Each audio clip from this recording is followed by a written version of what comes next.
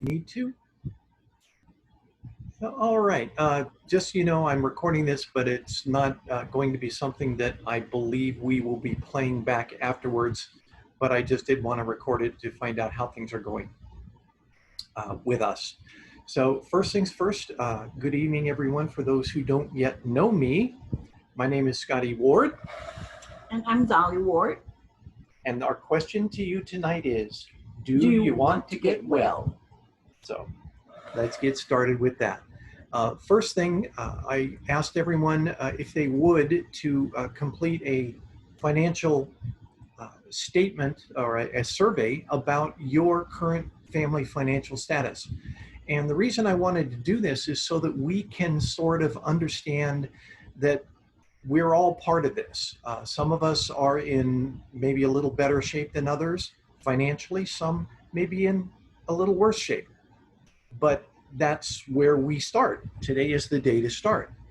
I apologize if I keep shifting around a little bit. I'm sitting on my sister's sofa in Tucson, Arizona. So this is what you get.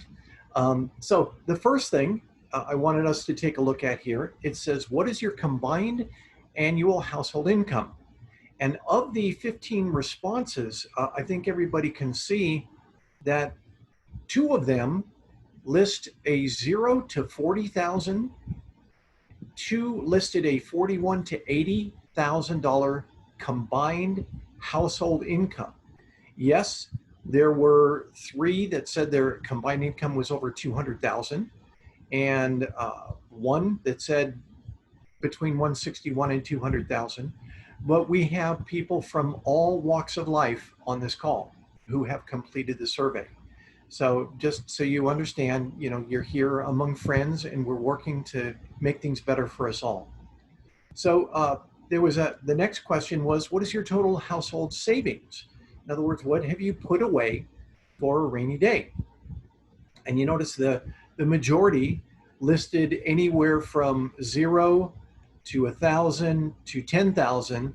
So about 80% listed $10,000 or less in savings for their combined household savings. Good number to know. It's nice to know that you're among friends. I did ask, have you taken a reverse mortgage or a home equity line of credit? And as you can see, the vast majority of people have not. 1 person said that they have taken a home equity line of credit. So the vast majority of us and survey respondents have not taken either a home equity line of credit or a reverse mortgage on their current homes. So I said, do you have any secondary income sources?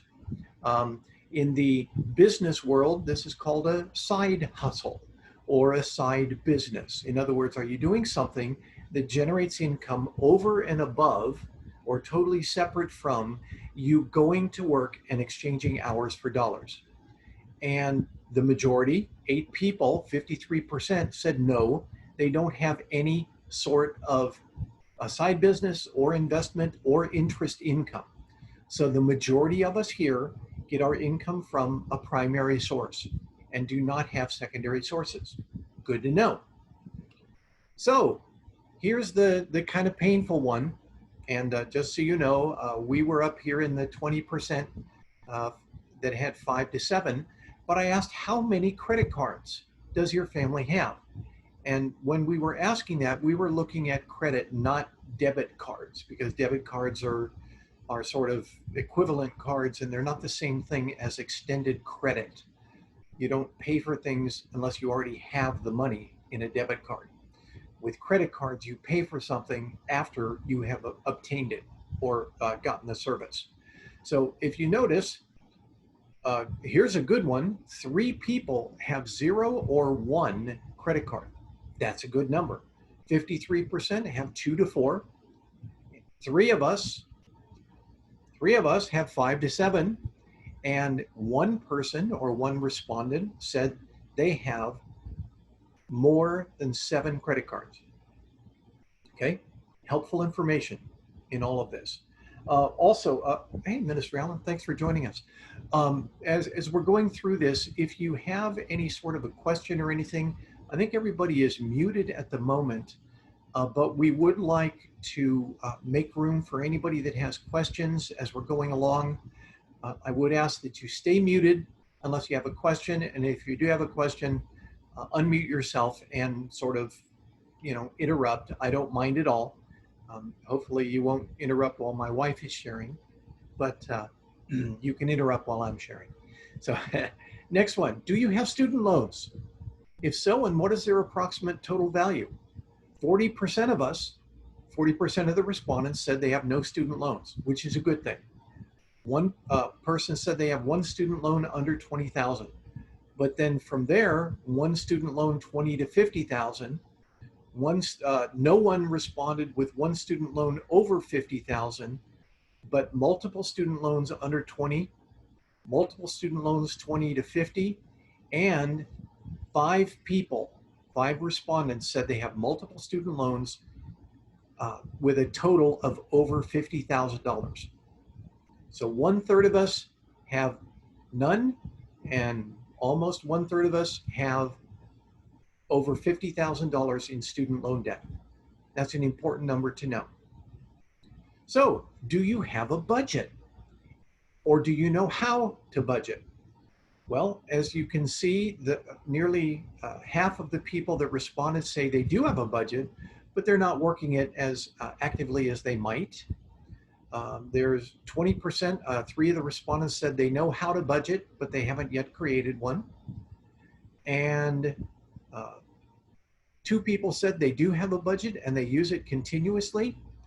And 20%, these are the people that we're speaking to this evening mostly.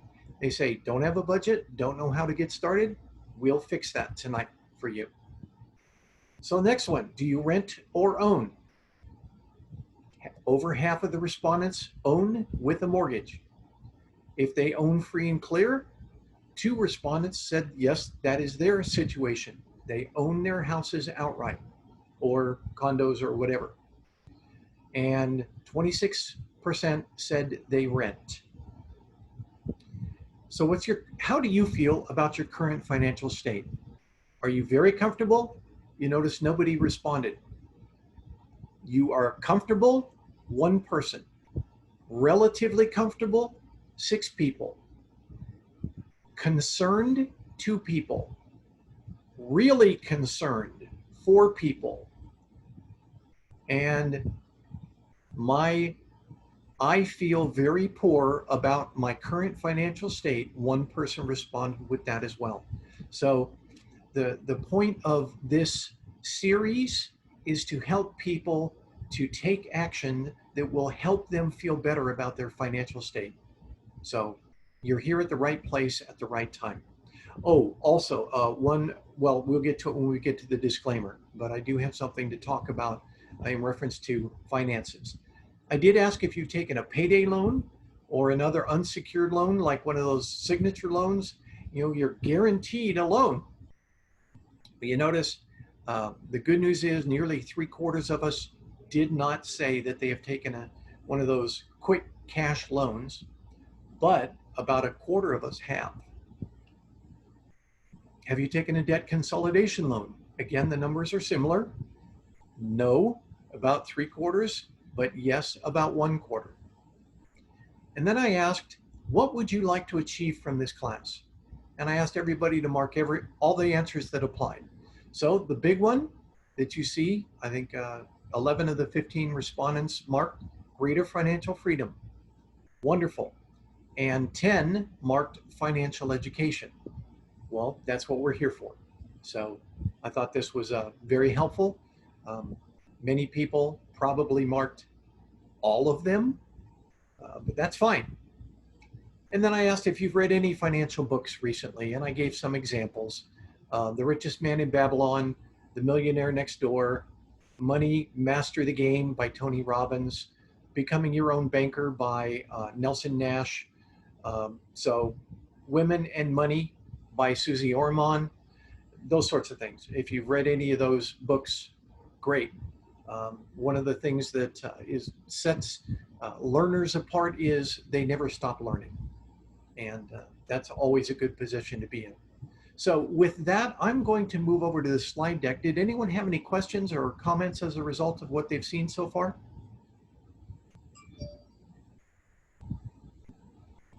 Okay, good. So we're going to start on this. This is the financial literacy series. And let me start the presentation so everybody can see it. We did our survey review, and here we are on session 1. Oops. And you heard my wife and I both ask that question, do you want to get well? I'll explain what that means. That's actually a scriptural reference, and we'll talk about that in a moment. This evening's agenda, we're going to cover a couple different things. First of all, what's your financial state? We did the survey, but we're going to get into it a little bit more in depth. All that survey response information was just for talking about. It's not used anywhere within this slide deck, anywhere else. So what are your income, your expenses? What is a family balance sheet and what is a family budget? For those that are unfamiliar with them, we'll talk about them. Why you may want to have one, and I'm going to demonstrate for you an actual household budget so you'll get a better understanding of how a budget can be used. Then we're going to talk about a few debt conquering strategies. If you are working on your budget, you now know where your money's going. And that's the most important thing about a budget and your asset sheet or balance sheet. You know where your money goes. I remember years ago, my father spoke with me and he said, you know, I'll bet you're making a hideous amount of money and you have no idea where it goes. And at the time, he was absolutely right. So we endeavored to try and change that. But that's what this evening hopefully will help some people understand more. Some of the debt conquering strategies are what's called the debt snowball, the debt avalanche, and I will also talk about what's called an IBC approach, infinite banking or cash flow banking, in reference to those other debt payoff methods. And then we'll have some questions if we have time, and financial resources at the very end if we have time. Let's see, I have 3 things on the chat. Tucson, yes, we're in Tucson. Yes, ma'am. Okay, thank you, Ashley. Thank you for your honesty. Ashley said she did a self-assessment yesterday and was embarrassed at myself. Well, that's a good place to turn around, isn't it? Same here. So anyway, back to the slides. Now, I want to make this very, very plain to everyone. First of all, my wife and I are not financial advisors. We are not certified. We are not any of those people who say they've got nice letters after their name so they can tell you where to spend your money. We are victims of the financial circumstances, but we have learned and we want to share what we have learned, what occurs, how to correct it, and what can happen afterwards. So that's all we're here for. I do want to make sure, and I'm going to read this so that everybody understands this, and I have it in my recording, that I'm not telling you to go out and buy something and then you get mad. My wife and I are not financial advisors. This presentation is not intended to provide financial advice. Your financial decisions are your own, and we are not responsible for any outcomes arising from actions you take following this presentation. All financial decisions you make should be carefully considered and researched, and if warranted, a financial professional should be consulted. Hope everybody understands that. We are not magicians, and oh, one last thing, we have no financial interest in what we're bringing out here. So we're not recommending one thing over another because we get paid a little kickback. Nothing like that, all right? So thank you. So here we go. Here's the scripture that we were originally talking about. When Jesus saw him lying there and learned he had been in this condition for a long time, he asked him, "Do you want to get well?" This was a man who had been sick for dozens of years, and he kept laying at the pool, waiting for an angel to disturb the water because he wanted to be one of the people that got into the pool. But he had been there for so long, he had forgotten anything except, I want to get in the pool. And when Jesus asked him, he said, are you interested in getting well? Start there. Are you interested in getting well? So we're talking about this from a financial standpoint, and I hope everybody can understand that. Yeah, that's in James or John, 3rd John. We're going to talk about number 1 section, determine your financial state. And I hope everybody can see the money here on the right. That's chocolate coins. So what's your financial state? So let's talk about it. Are you comfortable with your financial state? You know, we answered that survey, but let's try and fill it in a little bit and ask this a little more deeply. Do you believe that you have adequate finances for today to handle your day-to-day living, your tithes, your offerings, the things that you do to help make sure you have gas in the car, that your lights are on at home, you have food in the refrigerator, etc.? Do you have adequate finances for short or long-term future states, such as college or grad school? What about if you want to get a home purchased? And for those of you who know our pastor, UDM, the ultimate driving machine. What if you wish to buy a car or something else? Do you have adequate finances in the case there is any sort of eventuality? What if your kids need braces? What if you have a hole in your roof? What if you develop medical complications? What if you have a disability and your financial status changes at work? Are you comfortable with your financial state? And lastly, do you have adequate finances for your retirement? What if you want to buy a retirement home? What if you want to travel? What if you've got a bucket list that you just have to get to Fiji before you settle down? Do you have adequate finances for that? If not, well, here's the important thing. If you're digging yourself deeper into a hole, the first thing to do is put down the shovel. This is quoted by Dr. Laura, but I'm sure there are many others that can share their own situation. And in fact, here's my wife to talk about her situation in reference to putting down the shovel.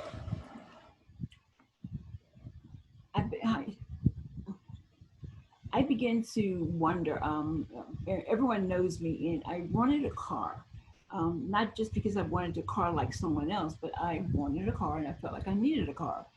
Something a little bit small, something was comfortable that I can get in because I had had so many surgeries. So it's kind of like hard to get up in my SUV. So I said to my husband, I want a car. Will you buy me a car? Of course, his answer was, do you have any money? And so I began to say, what do you mean, do I have any money? You know what I have. You know what I make per month. I receive $2,000 a month from disability. So he said, if you have some money, you can get a car. And left me like that. So I said, okay, thank you, honey. And then I began to think, I said, now what can I do? What can I cut back that I will be able to have enough money to not only do the down payment, but to pay my car note monthly? And then I thought about what can I do to save up enough money so that I can go into the dealership and say, I want this car this way, and give them my money, but not have a bill. But I realized that I had to stop digging in the ditch, which is what I was doing. I had to rise from that. And instead of letting the shovel get me further and further into debt, I said, you know what? I know exactly what I can do where I'll have enough each month to pay my car notes. And the cards that you see are only some of the cards that I cut up. I became so serious about being well, not just physically, emotionally, spiritually, but I wanted our finances to be well because I wanted to be a blessing unto others. Sometimes people say, well, you know, that's just a hype. You just say that, but it's true. It is true that I want to be a blessing to someone else. But right then, when I cut those credit cards up, once I did that, my husband said, look at this little video. And he said, then when you finish looking at the video, we'll talk about getting your car. And so I looked at the video and I heard the man says, negative money. You've got to get from using negative money. If you want to have anything in this life, you must stop paying everyone else and start paying yourself. So I said, well, wait a minute, 10% to God. I know that's my first thing. And then he said, and then you got to pay yourself. And I'm going like, well, how do I pay myself where it will be effective?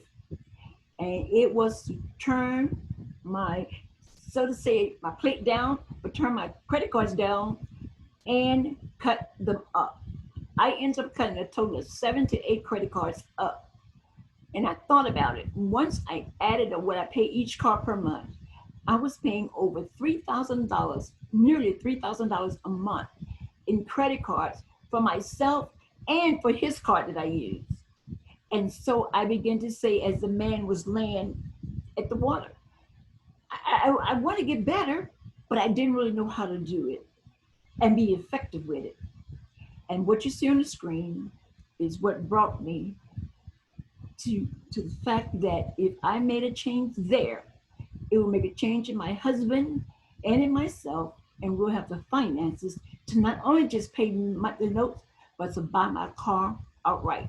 My car, you shall see, it will be paid in full because we learned put down the shovel. We learned to put down the shovel and stop digging a hole ourselves. See, sometimes we say the cards make us pay them or make us, be in debt. It doesn't.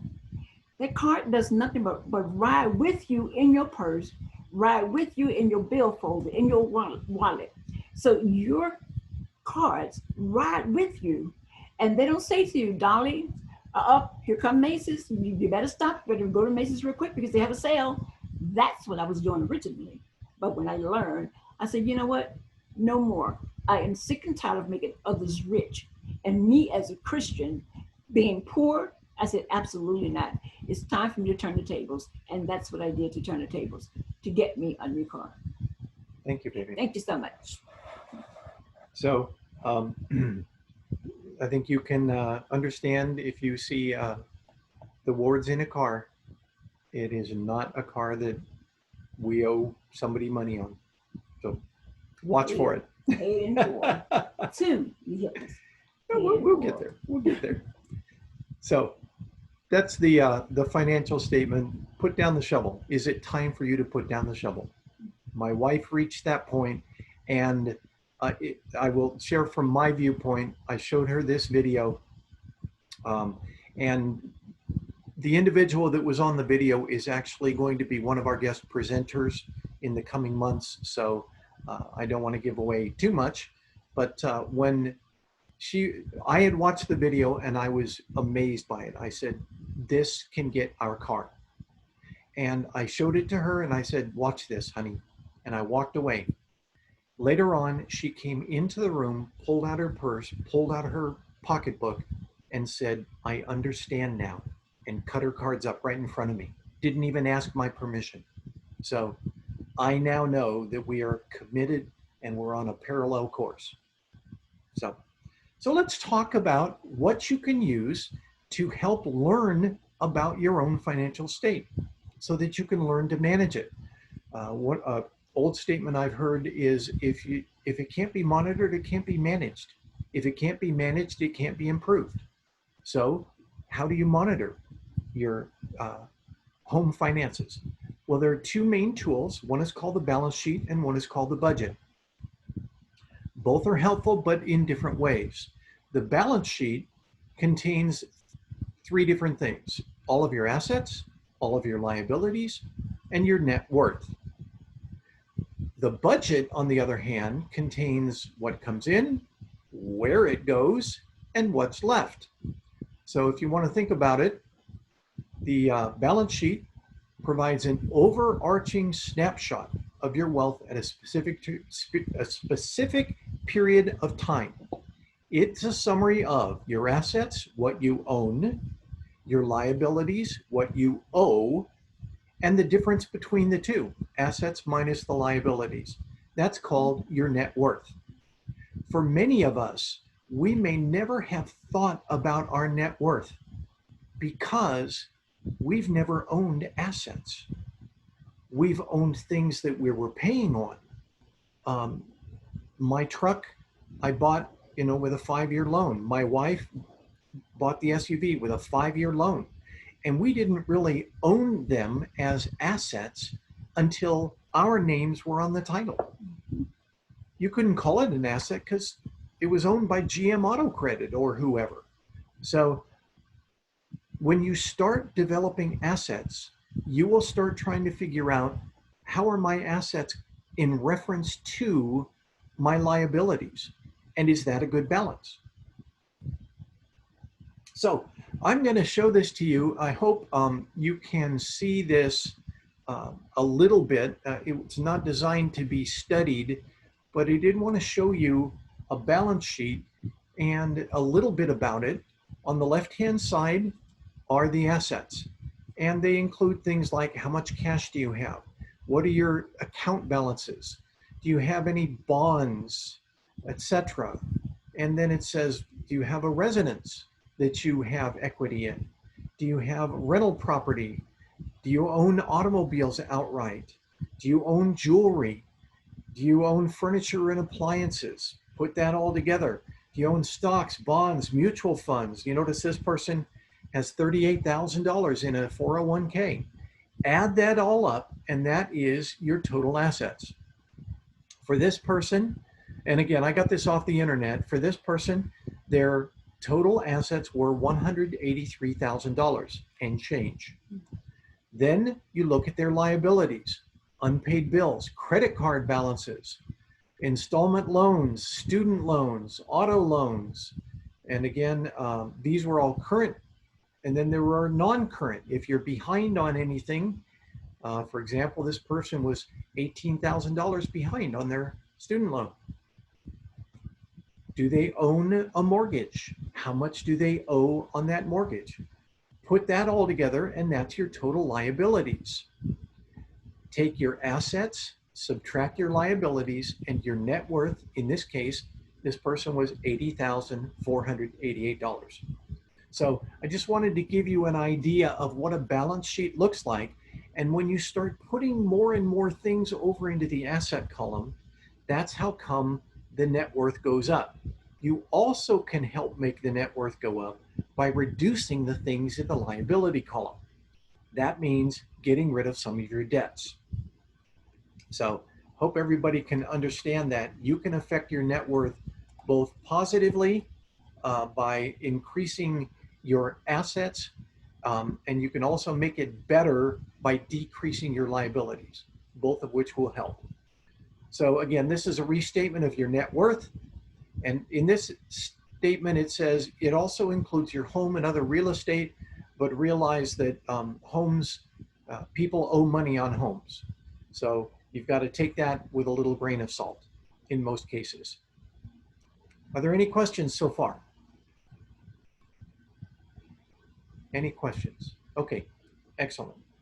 Thank you. Oh, by the way, as you're looking at these, many of these are quotes directly from the internet. None of this information that you're seeing this evening is original, except the credit cards that were cut up. Everything else comes from the internet, and I will reference it so you can go look for it afterwards when we're done here. There are basically 6 major steps to putting together and maintaining a budget. The first step is start with a budget worksheet. Don't just start with a blank sheet of paper. Have something that says, here's where my money comes in, here's where my money goes out, etc. So you can, so you can look at it and say, have I overlooked anything? Start with something that sort of prompts you. Did you remember insurance? Those sorts of things. So start with a budget worksheet. Then list your income, everything that comes in. List your expenses, everything that goes out. Calculate your net income. That's different than net worth, but your net income is done on a periodic basis. In this case, it's monthly. And then steps 5 and 6 are to adjust your expenses and to track your spending. 5 and 6 are an ongoing activity. Your budget should never be something you put together and then leave it. If your expenses go up, your budget should shift. If your expenses go down, your budget should shift. So be prepared to go into your budget periodically and make sure that it's in the right shape and still reflects your income and your expenses. So in the Bible, the book of Proverbs says, know the state of your flocks and put your heart into caring for your herds. Some people may say, why do I need a budget? If you have no budget, you're not caring for your flocks. Your money may be arriving in areas that you don't understand fully.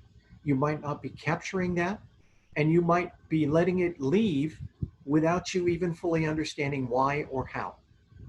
So know the state of your flocks. That's biblical. So I'm going to give you a little demonstration of how to put together a household budget. This is a demonstration. It doesn't reflect anyone in particular, but I did want it to reflect some current types of spending and income, just to give you some thoughts and ideas about this.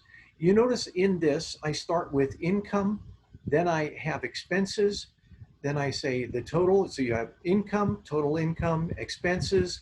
You notice there's lots of spaces for expenses, total expenses, and then net income, which is the difference of the two.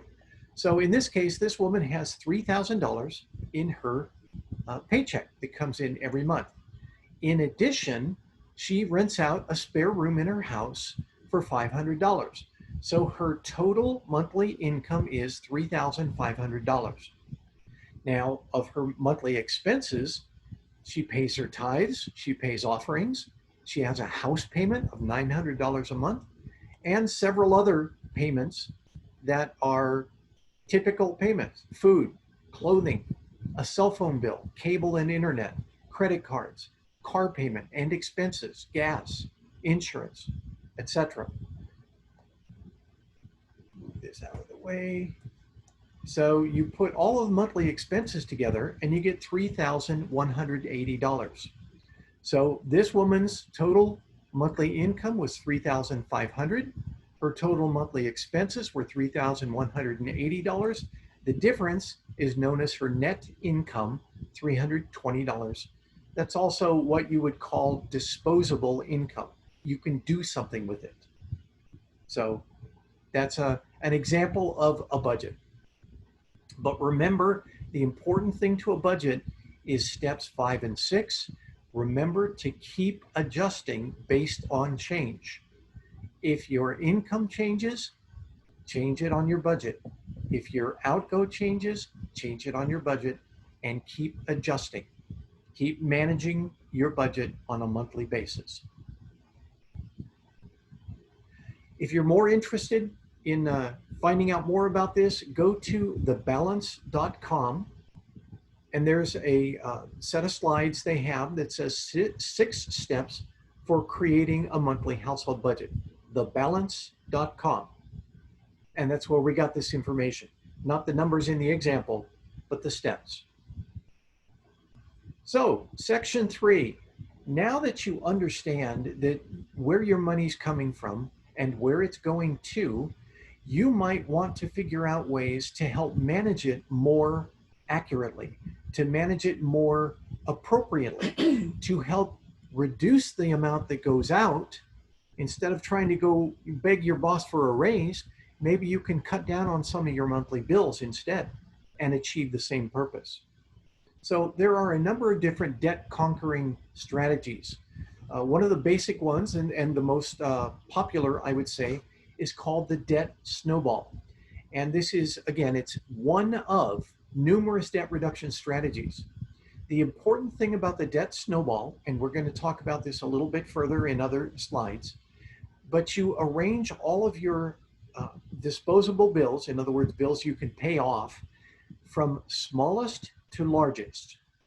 Smallest payment to largest payment, okay? I'm sorry, smallest balance to largest balance. And then you pay a minimum on all of the debts except the smallest one. Once the smallest debt is paid off, you put as much money as you can against that small balance, kill that small balance, and then you take that amount and put it into your minimum payment that you've been paying on the next largest one. And when that's paid off, you take both of those and add it to the third one, etc. We'll give you two examples of this coming up. But the point of this is that it works very well on things like loans and credit card payments. This comes directly from DaveRamsey.com. So if you want to know where we got this information, these are Dave Ramsey's slides, essentially. So start by listing your debts from smallest to largest. Make minimum payments on all of your debts except the smallest, and put as much money as you can against that one. Once that first debt is gone, take its payment, apply it to the next smallest debt, while continuing to make minimum monthly payments on the rest. Now that's important. Many of us start and say, well, I've got an extra $50, I'll throw it into this bill. Or I've got an extra $30, I'll throw it into this bill. And I think many of us have realized that doesn't get us very far. After a few months of that, you say, what changed? Well, this is a focused method to attack your bills and overcome them. And like it says, the point of this is the amount that you have available to pay gets larger and larger and larger, like a snowball rolling downhill. That's why it's called a debt snowball. So here's Dave Ramsey's example. He has 3 debts: a diagnostic bill, a hospital bill, and a Home Depot payment. If you notice, he has them arranged from $50 to $460 to $770. He owes a total of $1,280 in this example, and he makes minimum payments to all 3 of them. But the point of this is, let's say you arrange for the $10 and you pay it off first. Once you've paid those $50, you take that $10 and add it to the $38 from the hospital bill. Everybody see that? The $10 now becomes 10 plus 38. So now your minimum payment for the hospital bill is 48. And if you keep doing that, your 48 then combines with your 45 as soon as you've paid off the hospital bill and becomes 93 to pay off your Home Depot charge. In the end, you're able to knock off all of your bills and become debt free. Now, I'm going to give you a demonstration a little bit more extensive so you can see this a little more in action, okay? So here is a person, and this is a fictional person. I'm not saying that this represents anyone in particular, so don't think I'm pointing at you. If you start to feel guilty, I did not use any information from anybody. I made this up. You have a Macy's credit card, a Visa, a MasterCard, and these are not debit cards. These are credit cards. You have a student loan, you have 2 student loans, and you have a vehicle loan. So I arranged these from in order for minimum payment to maximum payment. You pay minimum payments on all of them except the very first one, the smallest one. Even if you can't pay anything but the minimum, you pay that amount. After you have paid this $200 off, take your $50, add it to your $80, and now you are making $130 payments onto your Visa credit card. Everybody understand that? So after you've paid off Visa, the $900 for Visa, your 50 and 80 can now get added to the 100 and become 230.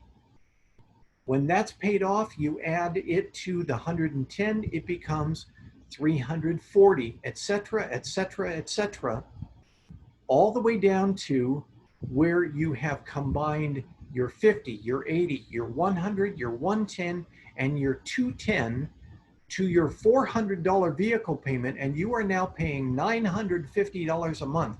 You have not changed your payments at all. The same money is still going out, but you're using it to pay down your debt in a very fast manner possible. Okay? I hope everybody understands that. This is a method, but it does work. There is another method. Oh, if you're interested, go to daveramsey.com. He has a page called How to Get Out of Debt with the Debt Snowball Plan. You can just look up Snowball and you'll see it. There is another approach called the debt avalanche.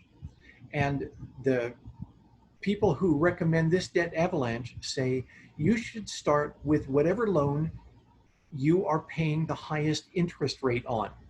And that's true. Mathematically, that will actually allow you to pay off faster than the debt snowball. But if you take a look down at the very bottom here on YouTube, Dave Ramsey talks about the snowball versus the avalanche. So look for, does Dave Ramsey's debt snowball method actually work? Dave Ramsey tells you why. Okay? So, because he talked about the snowball versus the avalanche. So you've got the snowball, you've got the avalanche, and now this is a third one, and we're just going to talk about this very quickly. This is not necessarily something that we are recommending, but this is what we are doing ourselves. It's called the infinite banking concept, also known as cash flow banking. It uses the snowball or the avalanche or any other debt payment method that you choose. But instead of using your checking or savings account, it uses a whole life banking policy, life insurance policy that has high cash value. And instead of just getting 0 or 0.2% interest on your checking or savings account, you earn a guaranteed tax-free interest from the life insurance company that you can borrow against. And as you're doing this, you also benefit from having a significant death benefit if you happen to perish in the midst of this, your payoff for your debts. So we're just offering that as a possible approach. You have again, the debt snowball, you have the debt avalanche, and then you have what's called the IBC, which literally uses the debt snowball or the avalanche, but puts the money in a little different place so it can earn some interest while you are paying off your debts. So that is most everything that we had in mind for us this evening. We got through it a lot faster than we thought we were going to. Are there any questions? Questions, comments? Unmute if you like. The mortgage. Is that Elder? Yes. This is Mr. Belton, Sister Belton. Was the last one that you just explained, was that like a reverse mortgage? Was that like a reverse mortgage, or is it something different? No, a reverse mortgage is in reference to your house loan. And the other debt payoff methods, the snowball, the debt, and the IBC methods aren't specific to a house payment. Okay. Yeah, she's talking about like the IBC one. Yeah. Yes, that is just taking your money, for example, and I'm going to back up to the debt snowball. You notice you have money here that is probably sitting in your checking account waiting to do a payment. Well, instead of leaving it in your checking account each month and then moving it over into your payment, you can actually put it into a premium for a life insurance and borrow against. Got you. Okay, yes, sir. Against, because it's still earning interest tax-free over in the life insurance policy at the same time you're using it to pay down your bills. Got you. Okay. Thank you. Thank you. And by the way, that's the video that I showed my wife, and she cut up her credit cards. All right. We gotta get that video. All the time. I know. It's unbelievable. It's awesome. It really is. It's mind-boggling to know, for me at this point, see where I made mistakes and really understood what negative money really is, I'm telling you, I actually cried when I looked at it and thought about it. And I thought about I'm paying over $1,500 a month, or some months for a credit card, and most of it was for interest. Yep. That's the worst thing about it. Most of it was for interest. Yep. So I cried because I felt like I should have known, but I didn't know because I didn't fully understand it. But once I got the understanding, the Lord really turned my mindset around to say, you know what, that's right. I'm paying them. They're living well. But what about me? So I said, you know what, I'm going to take my money back because negative money, most of the time, it's more than you're paying, more than you're receiving with the principle, from the principle of an item. Mm-hmm. You have to pay more back than you receive. Right. And that's the thing that I didn't like, that I was paying them more than I was getting myself. There you go. Any other questions, comments? Good evening. I have a quick question. I was listening, but did you say that you were sharing the link for the video? Oh, I did not do so, but I can, Chris Randall thing. yeah, I can give you the information for that video. And it's just one of dozens, maybe hundreds of videos out there that talk about this. But this one struck us. Yeah. I guess that's a way to say it. But it's called, Is it the money multiplier? well, no, banking. Oh, Money Secrets of the Rich. Yeah. Money Secrets of the Rich. Yeah.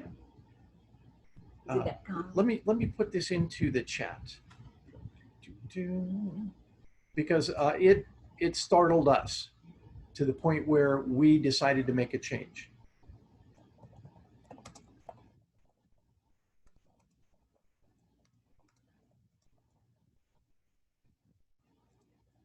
And just to say, the Lord has blessed my husband and I so to get this new policy started and get this new way of taking care of ourselves and family members, to the point where we're looking for areas in which to put money. Mm-hmm. Because once God gave him the knowledge and gave me the wisdom and the knowledge, gave him the wisdom and the knowledge, and both of us the understanding. I mean, it's just like, it's almost like our bank accounts change. So just to let you know that, we have 6 bank accounts now because of the knowledge that God has given us. And we're actually trying to find where to put all this money that the Lord has blessed us to be getting. So what we want to do is, one thing that I've always wanted to do is I have always wanted to be a lender and not a borrower. I never wanted to really be giving things away to someone else when I can actually do it for myself.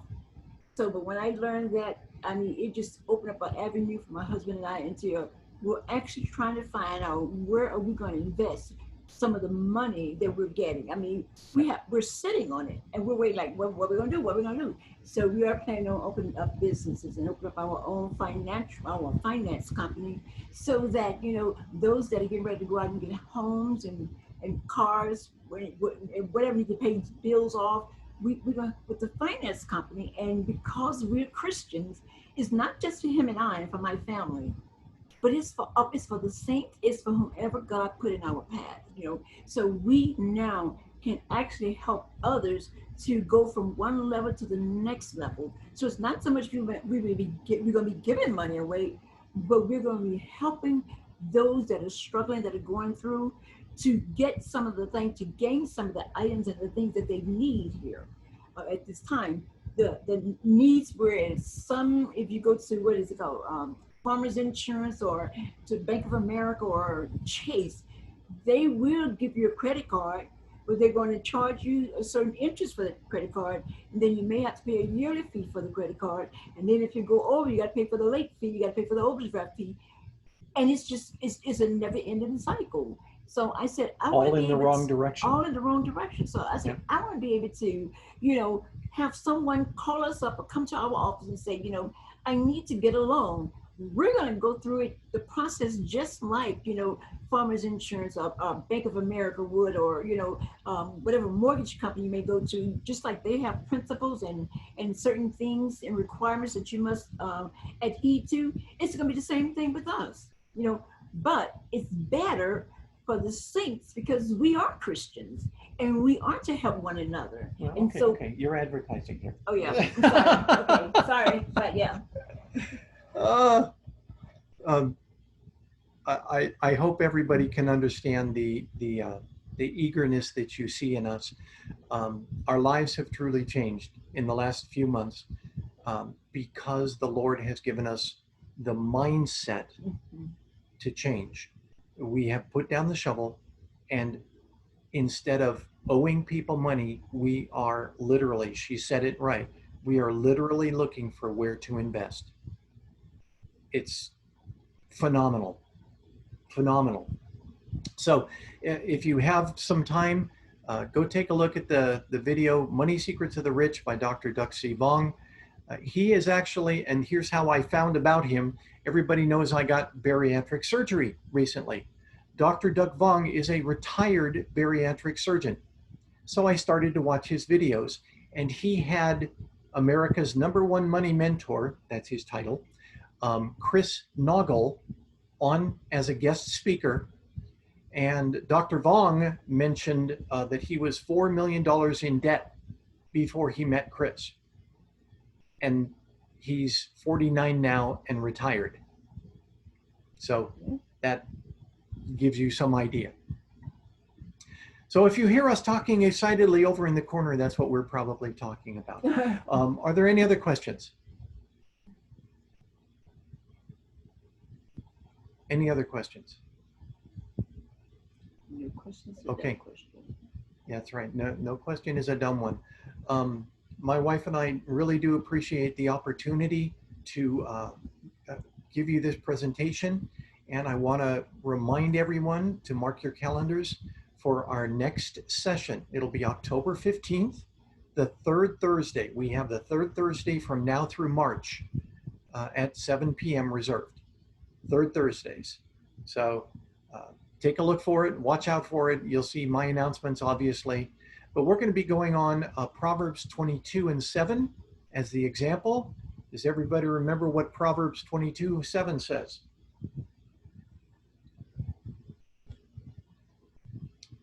The borrower is slave to the lender. So it's a way to get away from your slavery. As we talk about it, we're going to talk about the creditor and mentor mindsets.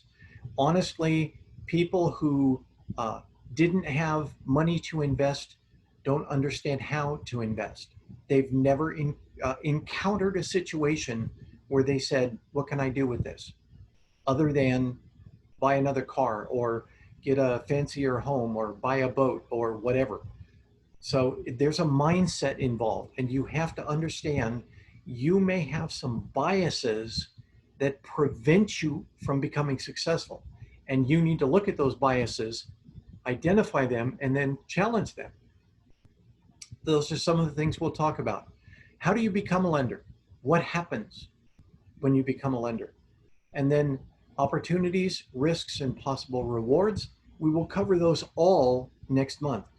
After that, I am happy to say we are going to have 4 straight months of guest presenters. These guest presenters will come in. At the moment, we have 2 of the slots booked up. So I still have space for 2 more presenters. These people are going to come and present to us about businesses that they started and they own. And These are entrepreneurs, they are financial professionals, and they are making themselves successul through owning their own businesses. One of them will be Chris Naugle. He will be here in January. And in November, I forgot, I'm not supposed to say Mr. Maurice King will be here with his business associates. He's actually online with us this evening. King, did you have anything to say to the group here?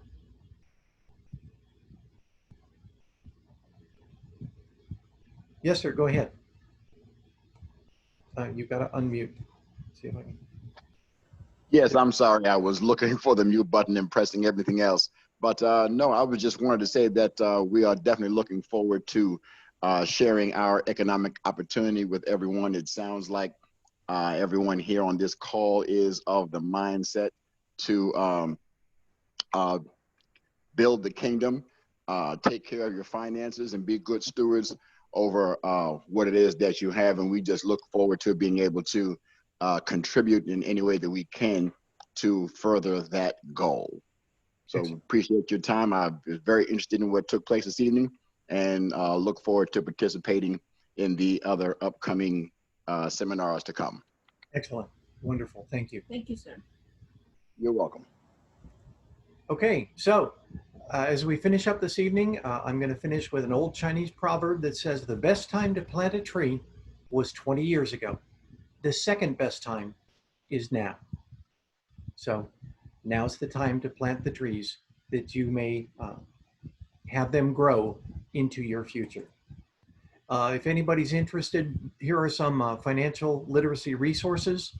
I will be happy to share this slide deck with admin, and they can send it out to the Saints, no problem.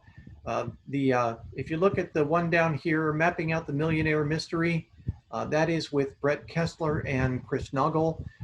Chris is our money mentor, and he is offering, you can buy his book for $15.95 on Amazon, or you can go to moneyschoolrei.com/new book and get it there for free. You just pay postage. But what I wanted to point out is all of these others are available for free in audiobook form on YouTube. So take advantage of learning. Never stop learning. And if the cost gets to you, go to YouTube and start listening to the audiobooks. Rich Dad, Poor Dad, 6+ hours of narrated content straight from the book. Tremendous resource. I listen to it as I'm walking in the mornings. So grab YouTube audiobooks. They are well worth the time because they're free. Okay, any other questions? These are some of the terms that we've introduced this evening. I hope everybody understands a little bit more about them now, and you can add them to your vocabulary. With that said, I think we're all done for the evening. Thank you everybody for your time. I've stopped sharing, and if you have any other questions that you happen to remember as you are going through your discussions or looking at these other websites, please feel free to write us. We do not have a financial interest in anything going on here. We just want the saints to be better. Pastor has said multiple times that when he has been praying about resources for the church, he has been told it's in the church. And he and I spoke, and I said, I think I know what that is referring to. If we stop paying other people, we can be better stewards. Yeah, better stewards for the kingdom. All right. So thanks, everybody. Thanks. Have a wonderful evening. Thank you so much. And we will chat later. Good night. Good night. Good evening.